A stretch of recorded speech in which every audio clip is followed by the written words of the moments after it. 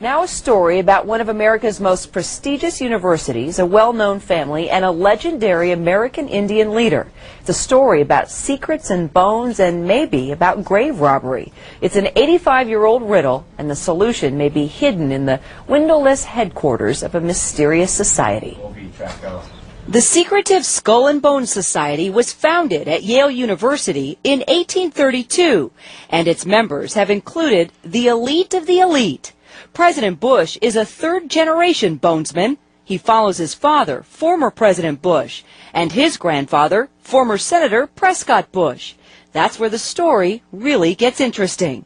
Many years ago, it's said Prescott Bush and other bonesmen dug up the grave of the legendary Apache leader Géronimo in Fort Sill, Oklahoma.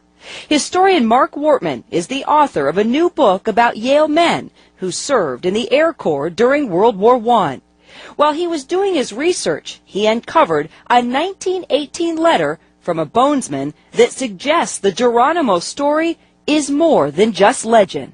I found it and said, this is amazing. This is quite stunning to see this.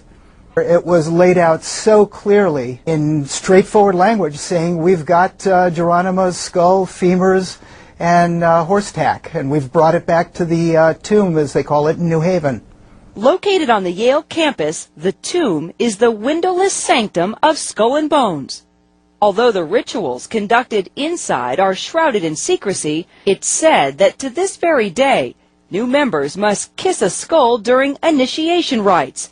Are they kissing the skull of Géronimo? I think that at the time that they took it, they certainly believed that they had his skull, his femurs. Whether that's true or not, nobody at this point can know for sure until they bring it back out and let it be tested.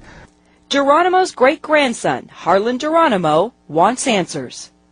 I'm willing to volunteer and have my DNA taken and the DNA from the skull and do a genetic makeup. Géronimo says he's hurt by the possibility his famous ancestors' bones were stolen and could possibly be a part of student rituals.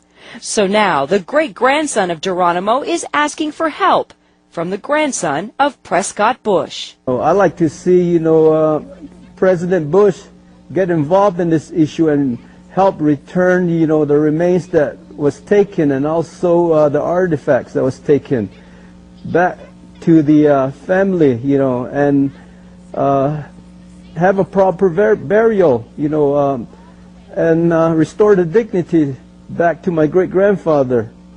For now, the mystery continues. Does the club Skull and Bones have the remains of Géronimo? And if so, will it return them? If they do have his skull, if they are using it in these kinds of rituals, they need to stop. And they need to understand that they're harming the legacy of Skull and Bones. Correct. According to Apache tradition, when you desecrate a grave like of this nature, you upset the spirits. And sooner or later, the spirits will come after you. And ultimately, it's going to lead in death. That's what, I was told in our tradition. Well, we were unable to get any comment on this story from the Skull and Bones Society, but we did get a comment from Yale. Here it is. Skull and Bones is an independent organization that is responsible for its own activities, finances, etc. Like a number of other organizations, Skull and Bones was founded by Yale students, but it's not a part of Yale. They have their own building and they have their own rules. The statement goes on to say, quote, if something illegal were going on, that would be the responsibility of the New Haven police, but we have no reason to think anything illegal is going on, unquote.